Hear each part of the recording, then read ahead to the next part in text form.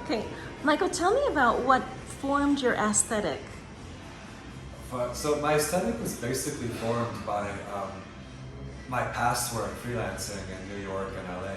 It's kind of, I worked with a lot of celebrities and musicians, and it's not that they're famous or anything like that. It's like it's very particular, their look.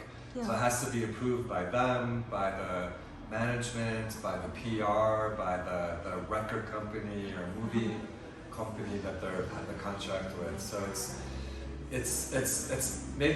taught me kind of to listen to people and like read between the lines, because our vocabulary, I think, for hair and color is kind of different for each person. Right. So you have to read between the lines, and, Yeah.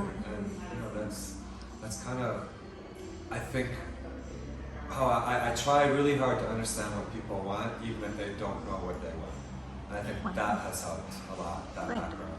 So, Excellent. yeah. That's really fascinating. So you study each client? Yeah, completely. And I asked the questions. I asked like, what don't you like? Because I think almost that says more really Right. than what you do like. Right. If you say you don't like bangs, probably sometimes you got really bad bangs, and it's like this trauma somewhere in your body.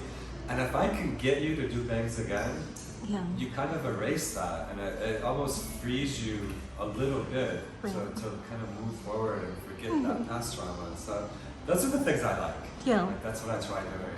There's some practices that you've got that I really, really like, and I want to talk about just a little bit. You've mentioned coming into Mexico City not for the sake of getting a paycheck, building some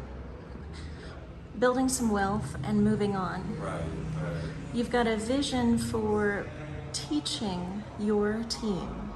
Yes. Can you talk about that a little bit? Yeah. So my original plan was to start a salon, train some people, get some beginning people, kind of train them to not necessarily my way of working, but my way of thinking, meaning thinking of the future and having Right. a long-term goal.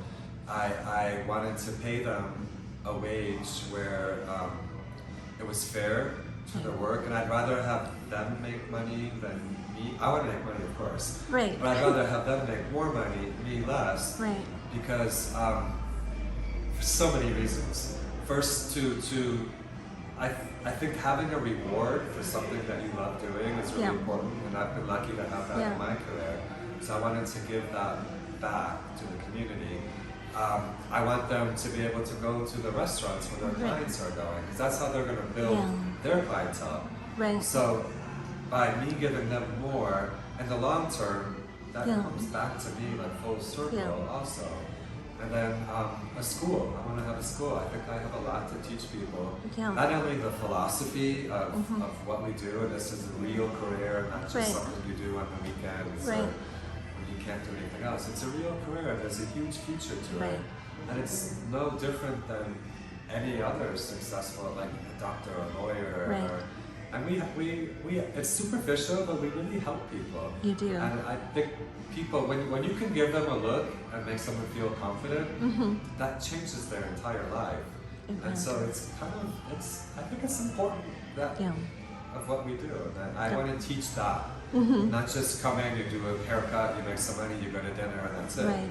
I really Right. want to, it's a full circle Yeah. process.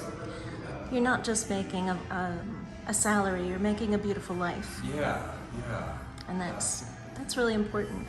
Thanks so much. You're welcome.